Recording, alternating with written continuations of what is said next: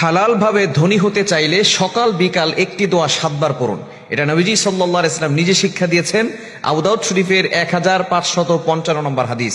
আবু সাইদ খুদরি রাদিয়াল্লাহু তাআলা থেকে চমৎকার হাদিসটা এসেছে, যাদের হালাল ভাবে ধনী হওয়ার ইচ্ছা আছে এবং সম্পদশালী হতে চান, ঋণ থেকে মুক্তি পেতে চান, তারা এই আমলটা অবশ্যই করবেন।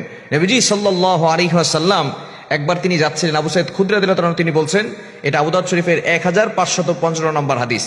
আবু সাইদ খুদরি রাদিয়াল্লাহু তাআলা বলেন, নবীজি সাল্লাল্লাহু আলাইহি ওয়াসাল্লাম যখন মসজিদে নববীর পাশ দিয়ে হেঁটে যাচ্ছিলেন, এমন সময় দেখেন আবু উমামা রাদিয়াল্লাহু তাআলা তিনি মসজিদে বসে আছেন। নবীজি সাল্লাল্লাহু আলাইহি ওয়াসাল্লাম ডাক দিয়ে বলেন, ইয়া আবা উমামা, ও আবু উমামা, তুমি এমন সময় মসজিদে কেন যে সময় নামাজের ওয়াক্ত হয় নাই? আবু উমামা রাদিয়াল্লাহু তাআলা ডাক দিয়ে বলেন, ওগো নবীজি, দুশ্চিন্তা, ঋণের বোঝা আমাকে মসজিদে নিয়ে আসছে। সাহাবায়ে কেরাম দুশ্চিন্তায় পড়ে গেলে, টেনশনে পড়ে গেলে তারা মসজিদে চলে যেতেন এবং তারা ওযু করে নামাজ পড়ে আল্লাহর কাছে চাইতেন। সাহাবায়ে কেরাম সব সময় আমাদেরকে যে মেসেজগুলো দিয়েছেন যে কোনো বিপদে পড়ে গেলে আল্লাহর কাছে সাহায্য চাইতে হবে। আল্লাহ তাআলা নিজে বলে দিয়েছেন 2 নম্বর পারা 2 নম্বর পৃষ্ঠার 10-11 নম্বর লাইনগুলোতে, সূরা বাকারার 152 নম্বর আয়াতে আল্লাহ তাআলা জানিয়ে দিয়েছেন, ইয়া আইয়ুহাল্লাযীনা আমানু ইসতাঈনু বিস-সাবরি ওয়াস-সালাহ।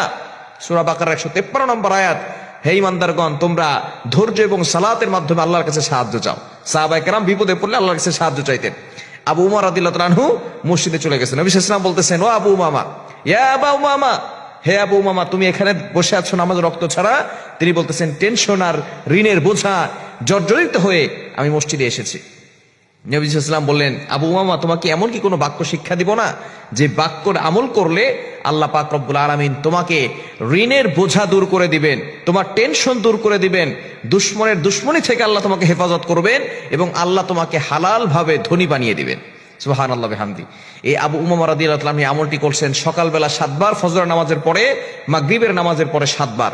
এই দোয়া পড়ার পরে কিছুদিন পরে আবু উমামা রাদিয়াল্লাহু তাআলা নবীজির কাছে এসেছেন হাদিয়া নিয়ে, ইয়া রাসূলুল্লাহ, আপনি যে দোয়া আমাকে শিক্ষা দিয়েছেন, এই দোয়ার আমল আমি পরিপূর্ণভাবে করেছি, 5 ওয়াক্ত নামাজ পড়েছি, আল্লাহর কাছে দোয়া করেছি, আর এই দোয়াটা বেশি বেশি পড়েছি, ফজরের পরে 7 বার আর মাগরিবের পরে 7 বার পড়েছি।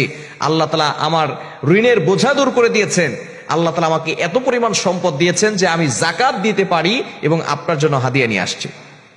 দোয়াটি হচ্ছে, আল্লাহুম্মা ইন্নী আউযু বিকা মিনাল হাম্মি ওয়াল হুজনি ওয়া আউযু বিকা মিনাল আজাজি ওয়াল কাসালি ওয়া আউযু বিকা মিনাল জুবনি ওয়াল বুখলি ওয়া আউযু বিকা মিন গলাবাতিদ দাইনি ওয়া কাহরির রিজাল।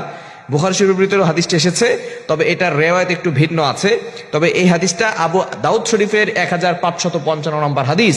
নবীজি সাল্লাল্লাহু আলাইহি ওয়াসাল্লাম চমৎকার এই দোয়াটা শিক্ষা দিয়েছেন। এই দোয়াটা ফজরের পরে 7 বার পড়বেন, মাগরিবের পরে 7 বার পড়বেন। আল্লাহ তাআলা গায়বী সাহায্য আপনাকে দান করবেন, ঋণের বোঝা দূর করবেন, টেনশন মুক্তির ব্যবস্থা করে দিবেন। যারা ফ্রাস্ট্রেটেড পিপল আছেন, দারিদ্রতার ভিতরে পড়ে গেছেন, তারা এই দোয়াটা পড়বেন। যারা ঋণের বোঝায় জর্জরিত হয়ে আছেন, তারা এই আমলটি করবেন। আল্লাহ তাআলা আপনার ঋণ দূর করে দিবেন এবং আল্লাহ তাআলা আপনাকে হালাল ভাবে ধনী বানিয়ে দিবেন।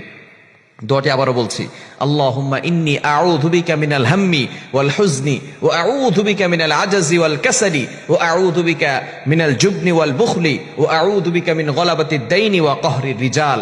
এই দোয়াটা আমরা অবশ্যই পড়ব ফজরের নামাজের পরে 7 বার, মাগরিবের নামাজের পরে 7 বার। আল্লাহ তাআলা টেনশন দূর করে দিবেন, ঋণের বোঝা দূর করে দিবেন, আল্লাহ তাআলা সম্পদশালী বানিয়ে দিবেন।